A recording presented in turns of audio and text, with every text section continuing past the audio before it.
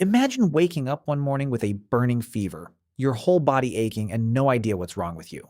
Now imagine there's no hospital nearby, no doctor to call, no medicine cabinet, not even a basic understanding of what germs are. Just you, alone, in a world where a simple infection could turn deadly within days. This was the daily reality for ancient humans, and it should have destroyed our species entirely. A tiny cut could get infected and spread poison through the blood. A common cold could weaken the body enough for something far worse to take over. Childbirth alone killed countless mothers because there was no clean equipment, no way to stop bleeding, no understanding of infection at all. So here's the real mystery. How did humanity survive thousands of years of sickness with absolutely none of the medical tools we consider basic today? The answer isn't luck. It's something far more incredible, and honestly, a little humbling. Ancient humans developed an entire survival system around illness, built purely through observation, trial, error, and desperation. They didn't understand bacteria or viruses, but they understood patterns. They noticed that certain plants reduced pain. They noticed that eating specific leaves calmed an upset stomach. They noticed that keeping wounds clean, even without knowing why, helped some people survive while ignoring a wound often meant death. This knowledge wasn't found in a book. It was passed down painfully, often learned through the death of someone they loved. Every mistake became a lesson burned into memory, taught urgently to the next generation, because forgetting it could mean losing another child, another parent, another hunter the tribe desperately needed. Archaeologists studying ancient burial sites have found something remarkable.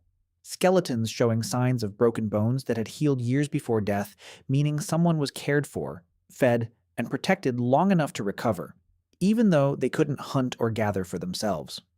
This tells us something powerful about early human groups. Sick or injured people weren't abandoned. They were carried, guarded, and nursed back to health by others who had absolutely nothing to gain except loyalty and survival of the group as a whole. In a world with no medicine, the real medicine was community. A person alone with a serious illness had almost no chance, but a person surrounded by others willing to bring water, keep them warm, and protect them from predators while they were weak actually had a real shot at survival. This wasn't kindness in the modern, gentle sense. It was strategy. A harsh, practical understanding that today's weak hunter could be tomorrow's strongest provider. And abandoning anyone weakened the whole tribe's future chances of survival. Now here's where it gets even more fascinating. Because ancient humans weren't just relying on care and hope. They were actively experimenting with early medicine long before anyone called it that. Evidence from ancient sites across the world shows traces of specific plants and herbs used repeatedly near sick individuals.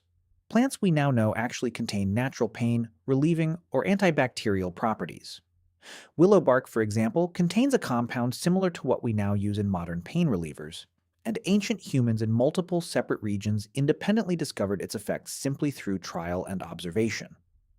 Certain molds, the same molds that centuries later would lead to the discovery of antibiotics, were sometimes applied to wounds by ancient healers who had no idea why it worked, only that it seemed to help more than doing nothing at all. This wasn't organized science. It was raw, desperate curiosity mixed with sharp memory, refined slowly across countless generations of trial, failure, and rare success. Isolation itself was another surprisingly smart strategy. In some ancient communities, evidence suggests that individuals showing signs of severe, unfamiliar illness were sometimes kept slightly apart from the group, not out of cruelty, but out of instinctive understanding that whatever was making one person sick might spread to others. This early primitive form of isolation likely saved entire groups from being wiped out by outbreaks that could have otherwise spread rapidly through a small, tightly packed tribe. Of course, not everyone survived.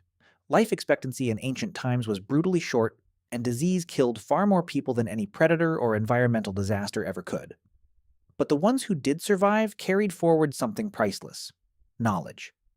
Every healed wound, every cured fever, every herb that worked became part of an unspoken medical library, remembered not through writing, but through storytelling, demonstration, and repetition.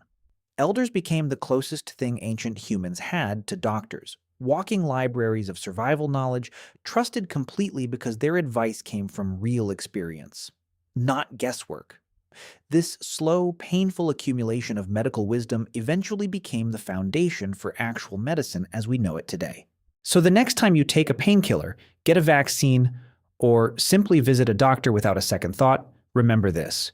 Somewhere far behind you, ancient humans faced sickness with nothing but instinct, herbs, and each other, and their desperate fight to survive illness with no help at all is the exact reason modern medicine exists.